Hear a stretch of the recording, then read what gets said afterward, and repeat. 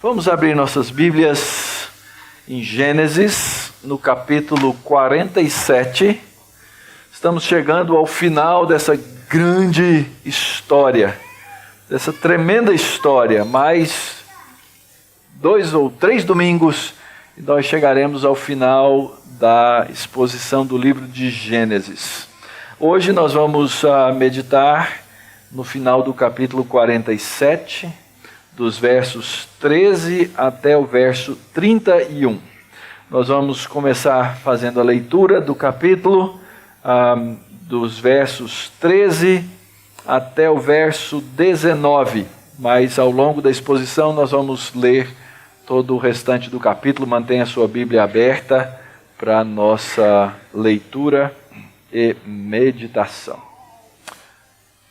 Diz assim a palavra de Deus: não havia pão em toda a terra, porque a fome era muito severa, de maneira que desfalecia o povo do Egito e o povo de Canaã por causa da fome.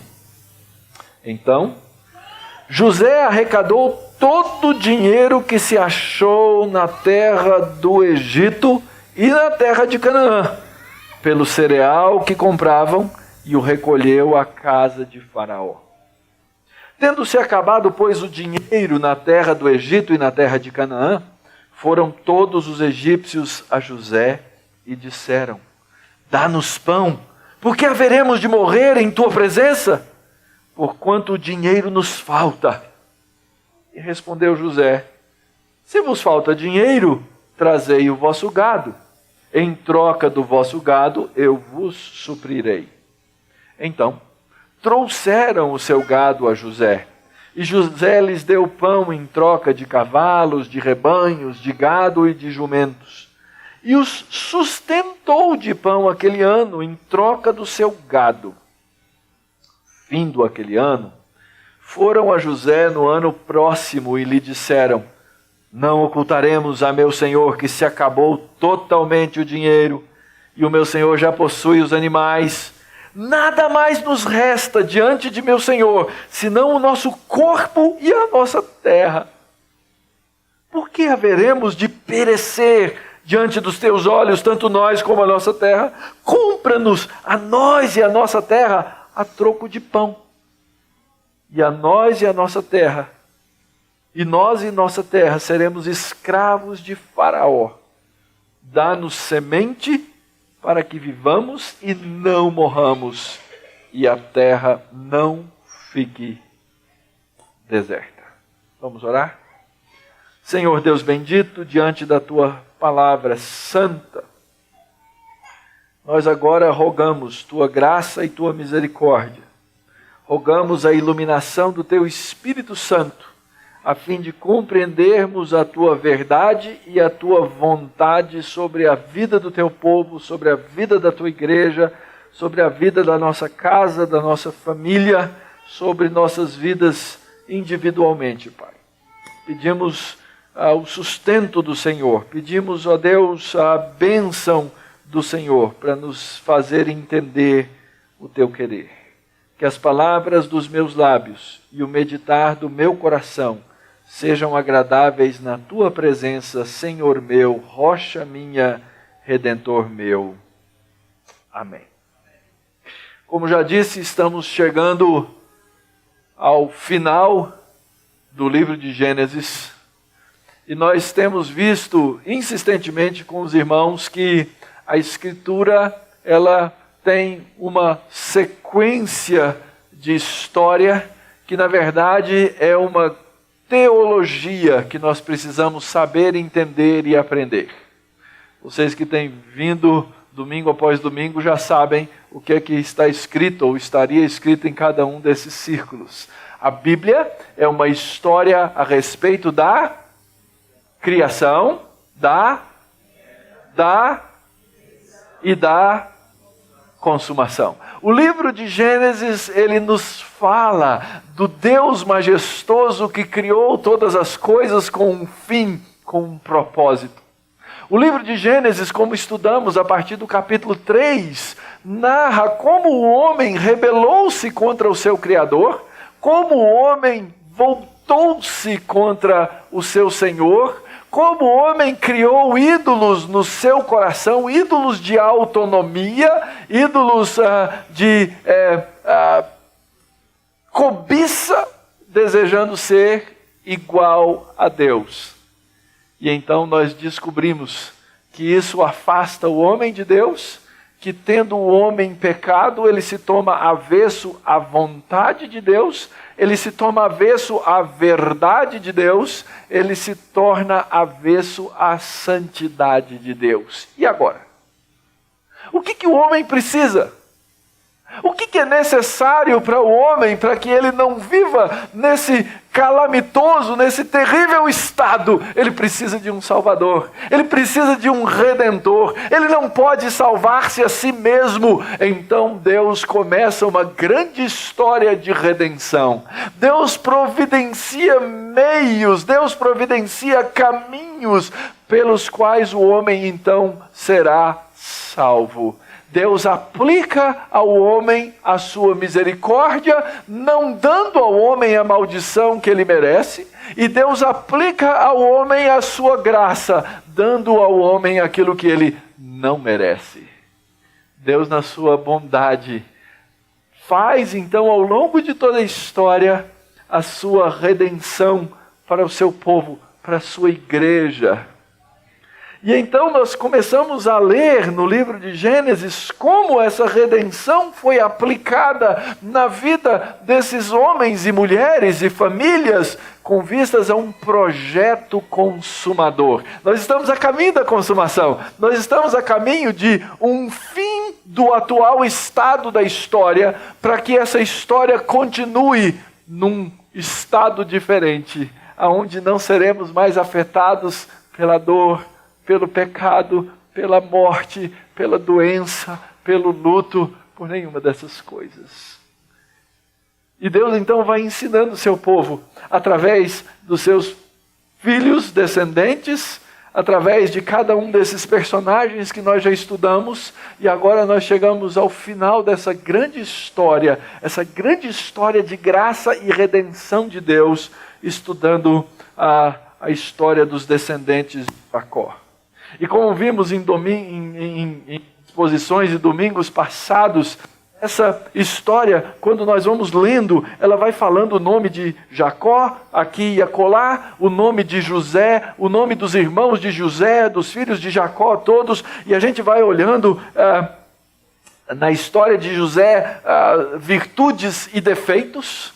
Por exemplo, José, filho preferido do papai, José, aquele que era protegido de todas as maneiras, José, aquele que foi odiado pelos seus irmãos, inclusive pela preferência do pai, José que foi vendido como escravo, José que foi exaltado na casa de Potifar, José jogado na cadeia, José tomando conta da prisão, José esquecido pelo copeiro, até que José é elevado ao posto de segundo homem mais poderoso da nação mais poderosa do seu tempo. E aí você para e pensa assim, poxa, que história bonita a respeito de Deus. Esse é o ponto. O autor não queria que os nossos olhos permanecessem focados apenas em José, mas naquilo que Deus está fazendo na história e na vida de José para trazer ao seu povo a redenção. Então essa história, ainda que tenha como personagens aqui nesse mundo todos esses homens e haja um foco em José, a história é a respeito do Deus de José. A resposta é a respeito de que essa história é uma história a respeito do que o Deus de José está fazendo. E se você lembra, lá no comecinho da história, ela começou com José tendo sonhos. Os sonhos que os irmãos abominaram, que eles se dobrariam diante de José como um dos seus senhores. E nós vimos na última parte da história, no capítulo 46, na primeira metade do 47, que finalmente todos os seus irmãos, seu pai, se chegam e se prostram diante de José, cumprindo os sonhos que começaram lá no capítulo 37. Vimos que essa é uma história de reencontro, de providência, de bênção. Muito interessante. O Jacó chega na terra do Egito, trazido por José, seu filho, autorizado pelo faraó. E o que acontece? Jacó, um homem simples, comparado ao grande faraó do Egito, o texto diz assim: Jacó abençoou a faraó. Parece que não casa. Sempre quem abençoa é o maior para o menor. Mas no caso, a Escritura narra com toda clareza que Jacó, na sua velhice e por ser um agente de Deus, apesar de todos os seus problemas e pecados, ele chega diante de Faraó, o soberano Senhor de todas as terras, e abençoa Faraó. E então, nos últimos versos, nós vemos que o povo de Deus, finalmente agora, no Egito, fora da terra prometida, é um povo abençoado e um povo abençoador. Como nós podemos observar isso ao longo da narrativa? Nós já lemos esses primeiros versos. E nesses primeiros versos nós vemos primeiro um grande contraste, um imenso contraste. Olha só, o texto diz que não havia comida para ninguém mais. Nem no Egito, e o texto faz questão de dizer, nem no Egito e nem em Canaã. Nem no Egito e nem em Canaã. Ora, nós lembramos da história e lembramos dos sonhos de Faraó. 7 anos de vacas gordas e 7 anos de vacas magras. É bem possível que estejamos aqui já no 3º ano das vacas magras. A fome havia tomado o mundo conhecido da época. Não havia cereal, a gente não sabe exatamente por quê, provavelmente uma grande seca, nem o próprio rio Nilo estava enchendo para alagar as suas margens, mas eles haviam colhido, ou José havia colhido o suficiente para sustentar a terra por mais 7 anos. Todos desfaleciam. E aí o texto diz que o dinheiro de todo mundo acabou, todo mundo comprou o que podia. Dá-nos pão, porque havemos de morrer na tua presença. Eles falam na presença de José. E o grande contraste, queridos, está exatamente no final anterior, do trecho anterior da passagem, no verso 11. Diz assim: então José estabeleceu a seu pai e a seus irmãos, e lhes deu possessão na terra do Egito, no melhor da terra, na terra de Ramsés, como Faraó ordenara. Enquanto o mundo padece fome, enquanto o próprio Egito padece fome, o povo de Deus chega naquela terra e é colocado no melhor da terra. A história é surpreendente. Era de se esperar que todo mundo estivesse na mesma situação, mas eles foram escolhidos de uma maneira especial e receberam grande bênção numa terra estranha.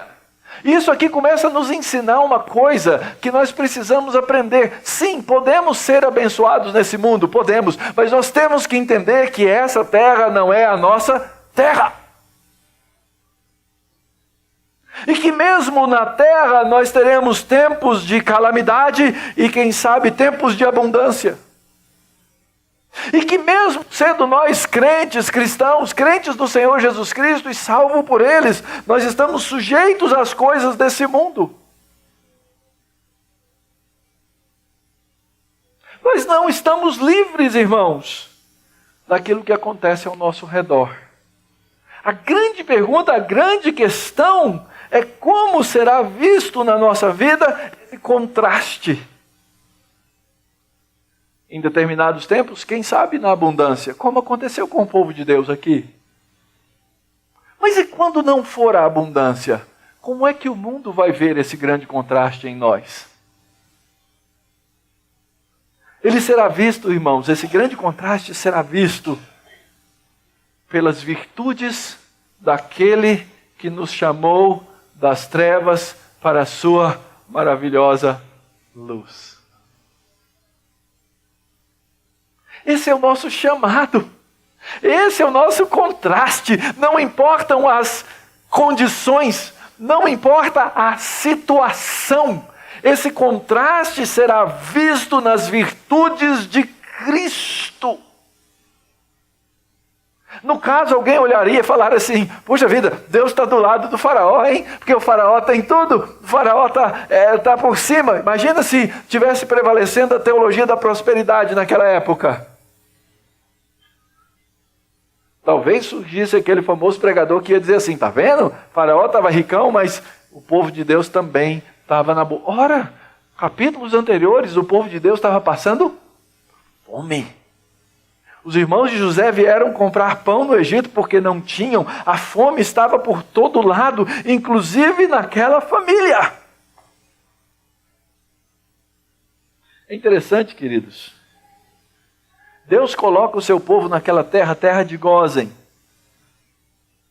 Faz uma recepção toda especial para o povo de Israel, que ali era representado com uma família de 70 pessoas. Aliás, o número 70, ele é uma idealização. O número 7 é o número da perfeição. O número 10 é o número da completude. 7 vezes 10, 70. Completo e perfeito. É isso que o número quer representar aqui. E Deus então lembra que ele enriqueceu a Faraó, que ele honrou a José, para que José pudesse ser o salvador de muitas pessoas. E Jacó então chega e abençoa. Ele está cumprindo um papel que foi dado aos seus pais, que tinha sido dado a Abraão, de abençoar aqueles que lhe abençoassem. Leia o capítulo 12 do livro de Gênesis e você vai descobrir isso. Muito bem. O que acontece? Nós já lemos. Eles chegaram, o povo chegou e falou: olha, acabou o dinheiro, acabou tudo. E o povo chega para José e fala assim: olha, agora só resta para a gente morrer. A minha pergunta, é interessante a lógica da pergunta do povo. A pergunta é a seguinte: qual a vantagem do senhor ser dono de tudo e a gente está morto? O senhor vai ser rei sobre quem? Então José diz: ora, tragam o seu gado e eu vos suprirei. E o texto então diz que no final das contas, um ano eles trouxeram o gado, no outro ano eles dizem: olha, não tem mais nada para dar. E no final do verso 18 ele diz assim: nós não temos mais nada, senão o nosso corpo e a nossa terra.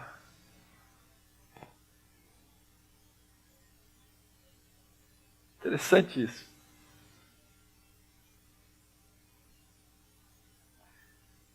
Porque biblicamente nem isso pertence a eles. Nem o corpo e nem a terra. Mas na concepção de mundo deles, era a única coisa que restava. Então eles se entregam à escravidão. Ele diz assim: compra-nos a nós e a nossa terra a troco de pão, para a gente não morrer. E nós e a nossa terra seremos escravos de Faraó. E nos dá semente, para que nós então possamos plantar, quem sabe recomeçar a vida, para que a terra não fique deserta. Lembra, eu disse? Está chegando no fim das vacas magras. Quantos anos de vacas magras? 7. Os irmãos vieram no primeiro ano, teve a primeira parte. Os irmãos voltaram no segundo, teve a terceira parte. Depois, agora, os irmãos vêm com a família, o terceiro ano. Depois eles trouxeram o dinheiro, trouxeram o quarto ano. No quinto ano eles falam assim: agora lascou mesmo. Mas eles sabiam, porque havia sido proclamado, que os anos da fome seriam 7. Então, eles agora já estão pensando no quê? Em plantar. Eles pedem semente, mas eles vendem a si mesmos. Essa palavra corpo que aparece aí, se não o nosso corpo, tem lugares na Bíblia que ela é usada para designar cadáver. Cadáver. Olha, a gente já virou um cadáver, só tem isso para te entregar. Só tem o que a gente tem até o momento. José podia escravizá-los profundamente. José podia abusá-los ao máximo, no que ele quisesse, porque ele era aquele que tinha todo o poder sobre a face da terra. Mas é surpreendente como as coisas acontecem. A exceção, como eu já disse para vocês. Verso 20. Assim comprou José toda a terra do Egito para o faraó, porque os egípcios venderam cada um o seu campo, porquanto a fome era extrema sobre eles, e a terra passou a ser de Faraó. Quanto ao povo, ele o escravizou, eles se tornaram servos de uma a outra extremidade do Egito. Verso 22, a exceção. Somente a terra dos sacerdotes não a comprou ele.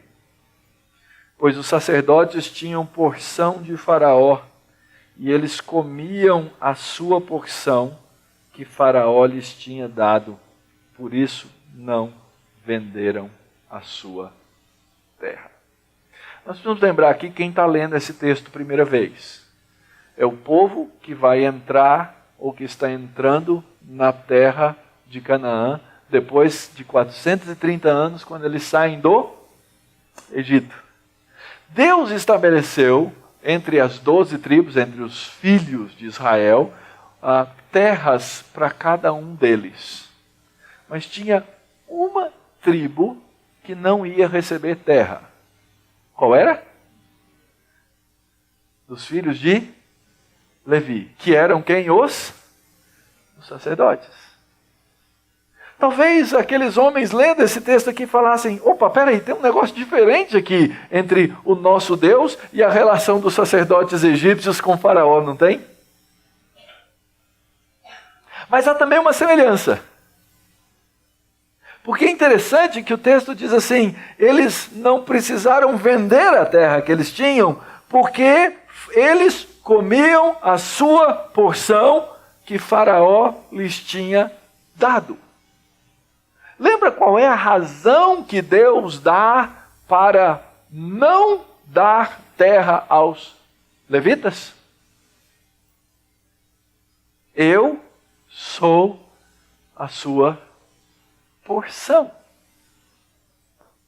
A porção dos sacerdotes sempre vem de Deus. Na verdade, os sacerdotes bíblicos, eles nunca se tornam possuidores da terra, porque eles entendem que eles são mordomos do Deus soberano.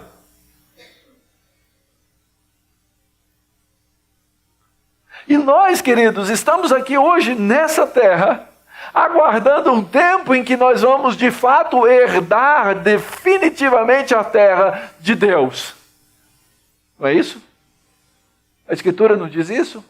Que são bem-aventurados, quem? Quem é que vai herdar a terra? Aqueles que, reconhecendo o seu estado de pobreza, aqueles que, reconhecendo o seu estado de fome, aqueles que, reconhecendo o seu estado de absoluta miséria espiritual diante de Deus, recebem de Deus a sua porção.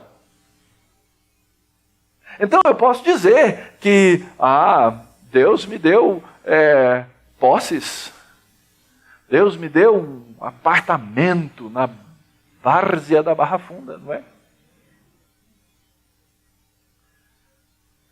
Que na verdade não passa de uma dívida. E se eu não pagar 3 meses, tchau. Tchau. Nós não temos nada nesse mundo, queridos. Nós nessa terra, nós não levamos nada. Diz que um desses homens bilionários morreu e no funeral alguém chegou pro contador dele, que era o cara que mexia com todas as suas finanças, e perguntou para ele discretamente, fala aí para mim, quanto ele deixou? E o contador virou para ele e falou assim, tudo. Ele deixou tudo. A gente não leva nada, porque nós não temos nada. A única herança, a única porção que nós temos é o Senhor. Querido irmão, você que está aqui, você que é crente, você que conhece Jesus Cristo, eu não tenho nenhum bem nesse mundo, eu não tenho nada, só o Senhor é a porção do seu povo. Já entendeu isso? Isso não significa que Ele não pode deixar você comprar uma casa, que Ele não pode deixar você comprar um carro, mas a maneira como você vier a usar cada uma dessas coisas, se eu sou esse crente no Senhor Jesus Cristo, eu uso para o reino de Deus, porque eu sei que nessa terra eu não sou possuidor de nada.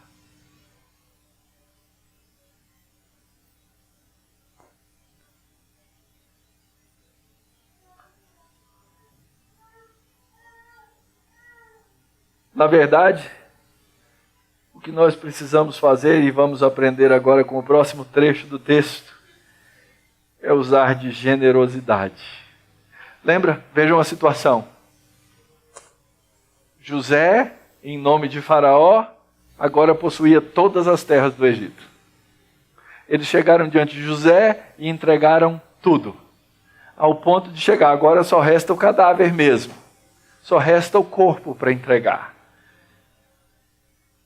Olha a reação de José, verso 23. Então disse José ao povo: eis que hoje vos comprei a vós outros e a vossa terra para Faraó. Aí tendes semente, semeai a terra. Das colheitas darei o quinto a Faraó, e as 4 partes serão vossas, para a semente do campo, e para o vosso mantimento, e dos que estão em vossas casas, e para que comam as vossas crianças. E responderam eles: a vida nos tem dado, achemos mercê perante o meu Senhor, e seremos escravos de Faraó. E José estabeleceu por lei até o dia de hoje, que na terra do Egito tirasse Faraó o quinto, só a terra dos sacerdotes não ficou sendo de Faraó. José podia ter abusado, podia ter usado dos costumes da época. Alguns tratados antigos falam que esse sistema de uso da terra, quando alguém possuía a terra e alguém ainda dava semente para o outro plantar, que em alguns lugares eles cobravam 60%. Em geral, 40%. Alguns mais bondosos, 30%. José foi pelo padrão mínimo da época, 20%. 20%. 20% vai ser do Faraó, porque eu estou dando a semente. Veja bem, eu estou dando a terra, porque vocês agora entregaram a terra para mim. Eu vou dar a semente e vocês vão devolver 20% para Faraó. O pastor da prosperidade ia aproveitar agora, né? Mas nosso Deus é tão bondoso que Ele trabalha diferente. Ele trabalha com um povo voluntário,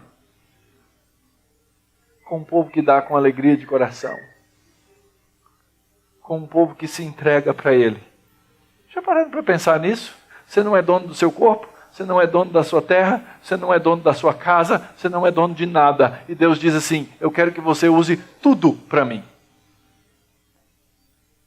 Eu quero que você use a sua vida para mim. E se é uma lição secundária que nós podemos tratar, tirar aqui do texto, é que nós precisamos aprender a tratar o mundo à nossa volta generosamente.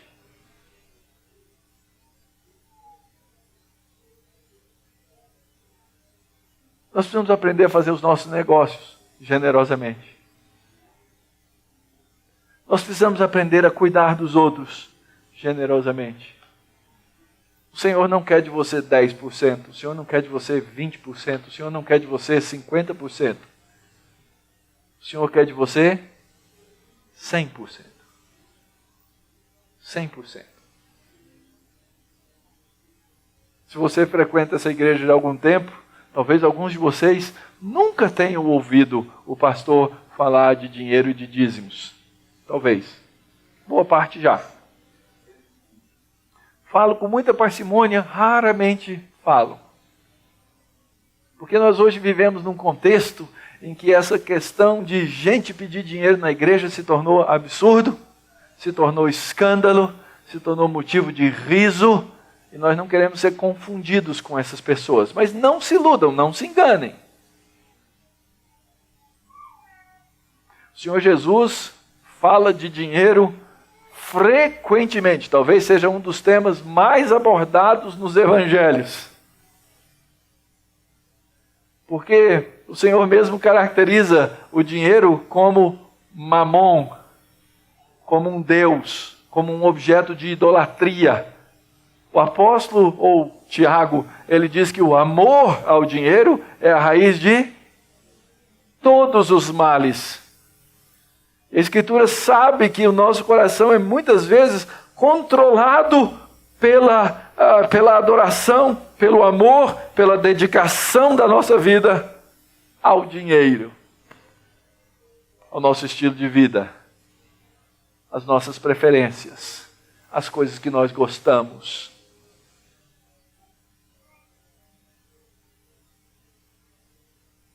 Isso é preocupante, queridos, porque isso é um caminho de morte. Isso é um caminho de morte. E muitas vezes nós nos enrolamos com esses caminhos de morte por causa das cobiças do nosso próprio coração. Precisamos aprender a tratar generosamente com essas coisas. Nosso texto continua e nos traz uma lição surpreendente. Verso 27. Assim habitou Israel na terra do Egito, na terra de Gósen. Nela tomaram possessão e foram fecundos, e muitos se multiplicaram. Jacó viveu na terra do Egito 17 anos, de sorte que os dias de Jacó, os anos da sua vida, foram 147. Nós precisamos ler algumas coisas da narrativa de Gênesis, para que esse texto tenha o seu devido impacto. Primeira coisa, essa expressão de fecundidade e multiplicação, ela aparece aonde na Bíblia? Em qual capítulo? No primeiro capítulo. A primeira bênção pronunciada por Deus sobre o homem é exatamente em torno desses conceitos. Sede fecundos. Multiplicai-vos, enchei a terra. Ora, eles chegam no Egito e no Egito eles vão ser fecundos, eles vão se multiplicar. Deus vai usar o Egito como a incubadora, como o útero, para fazer aquele povo crescer e se multiplicar abundantemente. E então nós conectamos a história que Deus pegou de uma família estéril, de uma mulher estéril, que era Sara, de um chamado feito em Ur dos Caldeus. Agora Deus vai usar uma outra terra, um outro lugar, para fazer com que o seu povo cresça profundamente.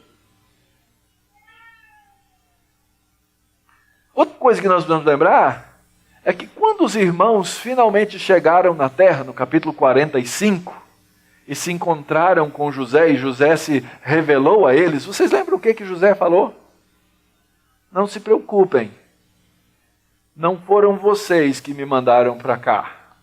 Quem me mandou para cá? Foi Deus. E para quê?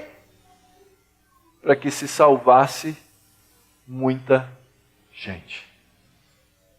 Deus usou José não só para salvar a sua família, não só para salvar a semente prometida, Deus usou José para salvar os próprios egípcios. E eu achei interessante que o texto diz assim, olha, eles chegaram naquela terra, eles fizeram suas casas, eles tomaram posse daquele lugar, mas eles sabiam que aquela terra não era a terra deles.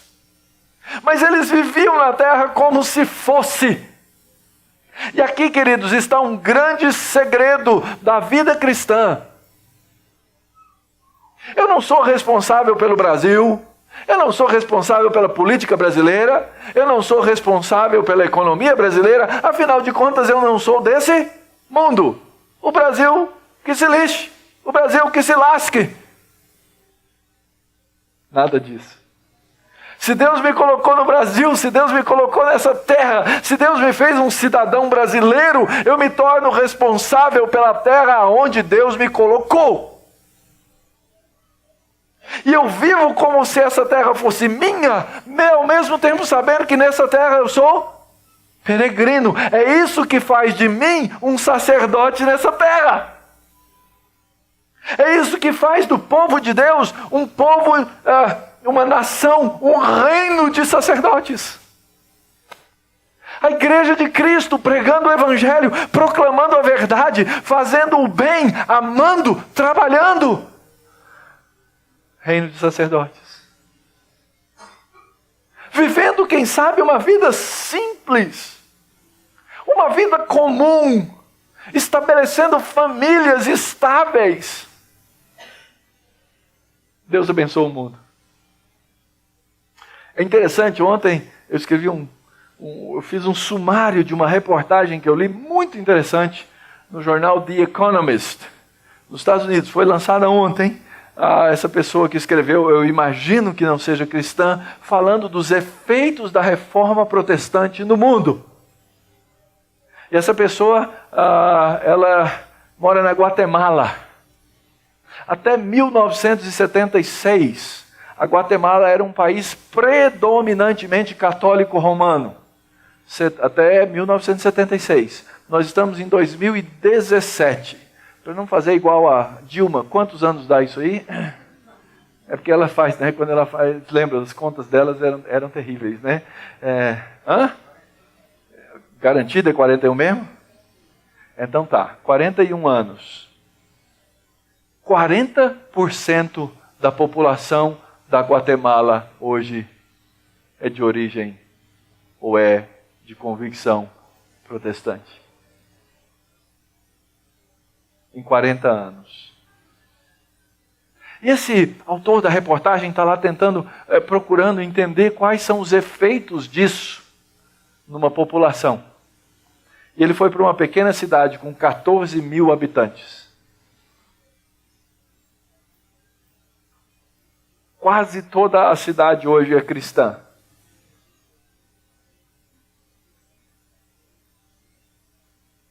E ele começa a relatar os efeitos daquilo na vida daquele povo.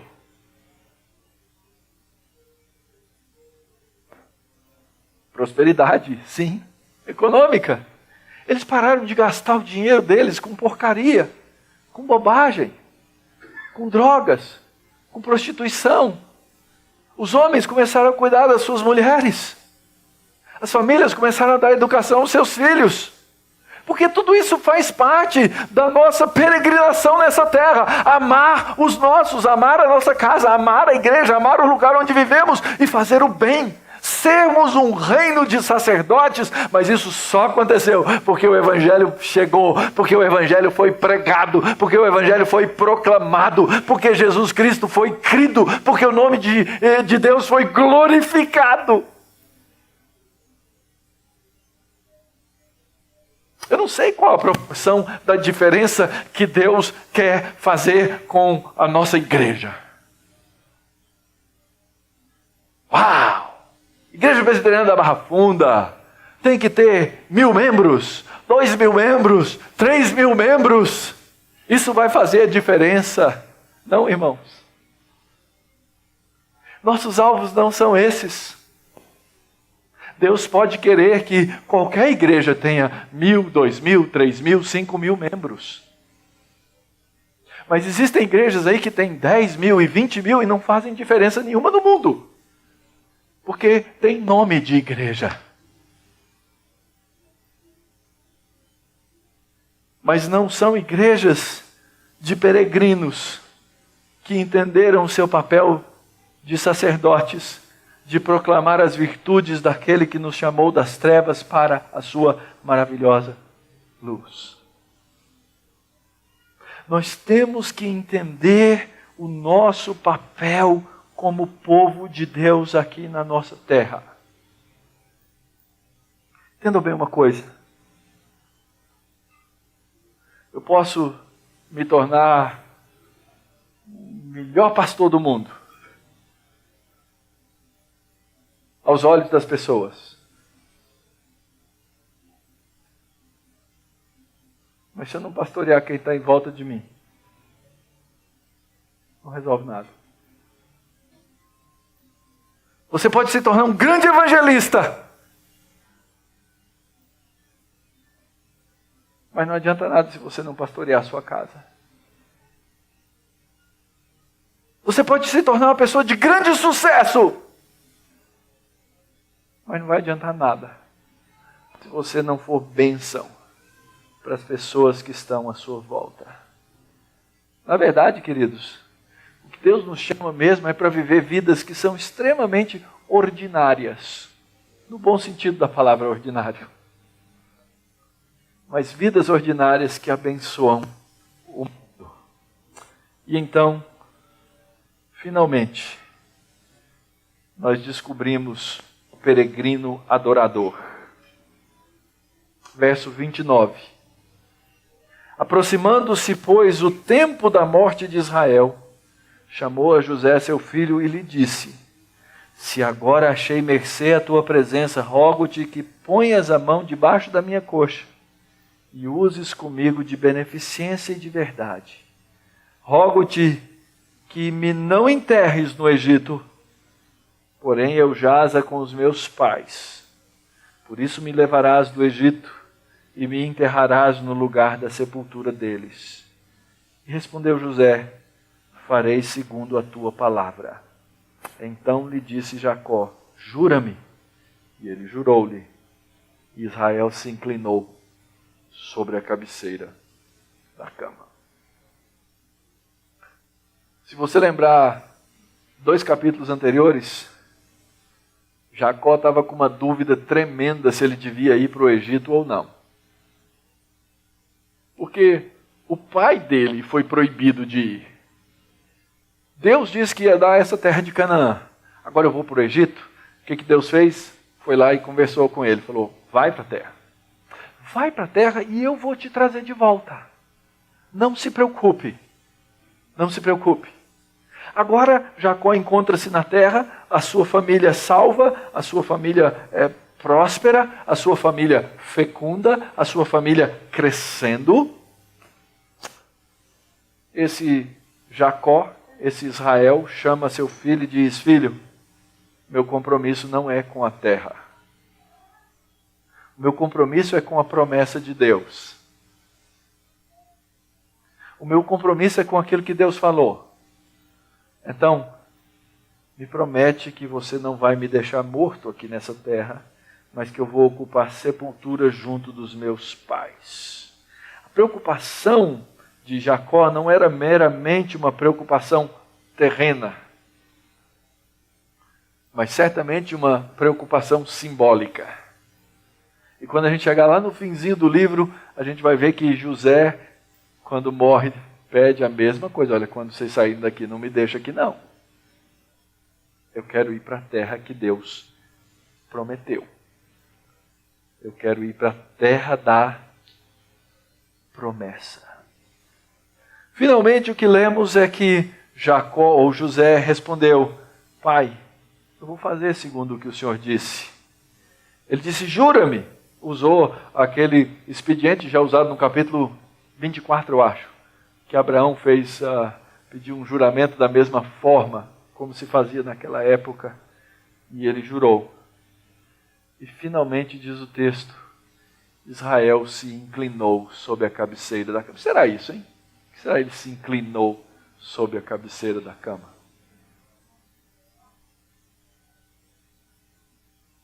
Ele adorou. Inclinar-se significa adorar.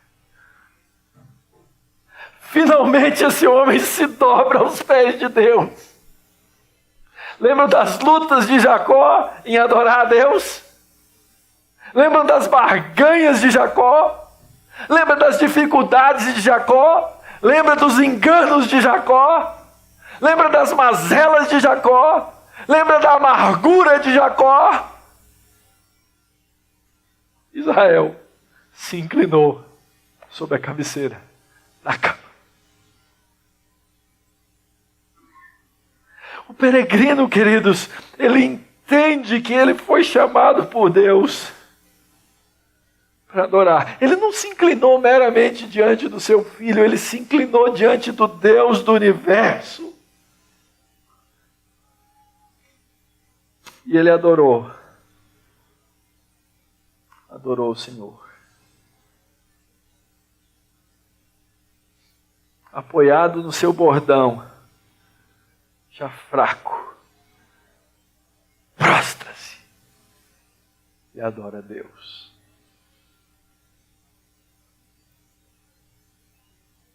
Que história.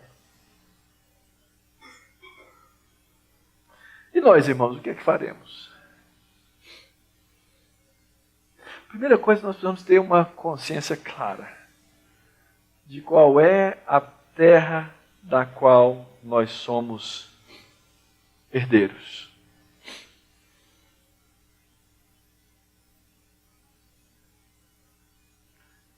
Eu já conheci alguns cristãos muito ricos. Muito ricos. Com riqueza que eu jamais imaginaria o que era.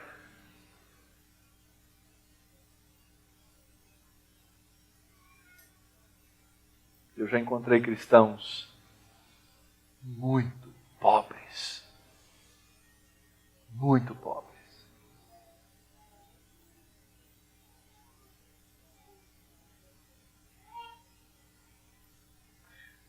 E talvez isso cause alguma confusão, a gente olhando, mas Deus não trata seus filhos iguais, Ele tem preferência? Será que Ele é igual a Jacó, que tratava José diferente? Queridos, o que nós precisamos ter é a certeza de qual é a nossa verdadeira herança. Quando nós entendermos qual é a nossa verdadeira herança, nós vamos encontrar naquele que nos dá a herança uma coisa chamada contentamento. Por que é que a gente reclama tanto das coisas? Por que é que a gente reclama tanto da vida? Por que é que a gente reclama tanto das pessoas? Por que é que a gente reclama tanto de quem está à nossa volta? Porque nós não encontramos contentamento no Senhor.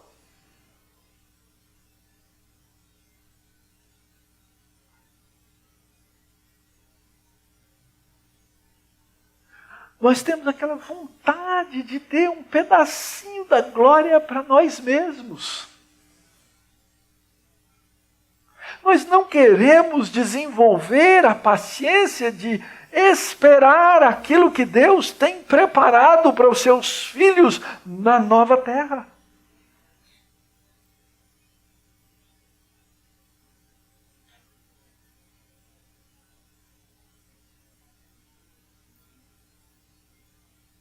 Nós temos que entender que aqui na terra nós somos peregrinos. Que nós estamos de passagem. Que esse não é o nosso lugar final, nem o nosso alvo final. Não é o nosso destino final. Mas que nessa caminhada de fé que nós caminhamos aqui nessa terra, junto com o povo de Deus, junto com a igreja de Deus, Deus cumpre os seus planos. Não significa que a gente não vai fazer pergunta, não significa que a gente não vai ter horas que a gente vai perguntar para Deus, Deus, o que está acontecendo? Não estou entendendo, não era assim que eu esperava.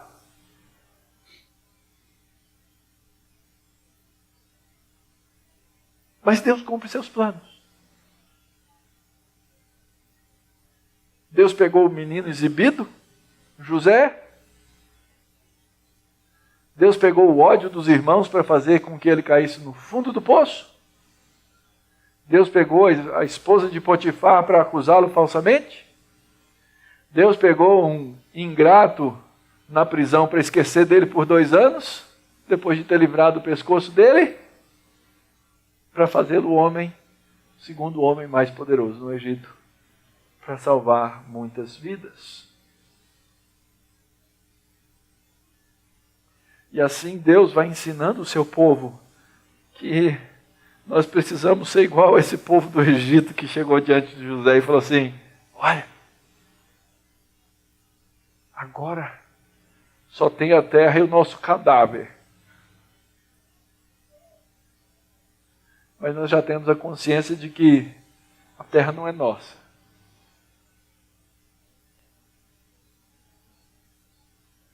E então nós precisamos nos tornar servos e escravos.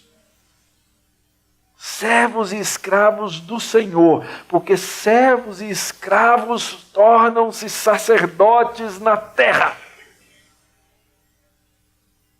Então, irmão, de maneira bem prática, a pergunta é: como e quem você vai servir a partir de hoje?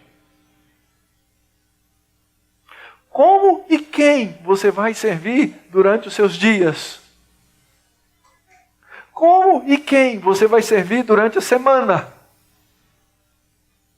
E no seu serviço, o nome do Senhor será glorificado.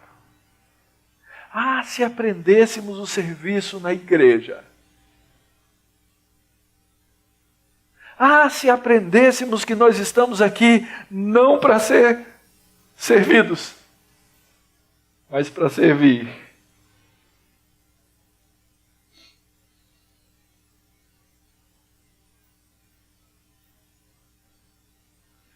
Nós entenderíamos a nossa verdadeira esperança, o nosso verdadeiro caminho e o nosso verdadeiro trabalho.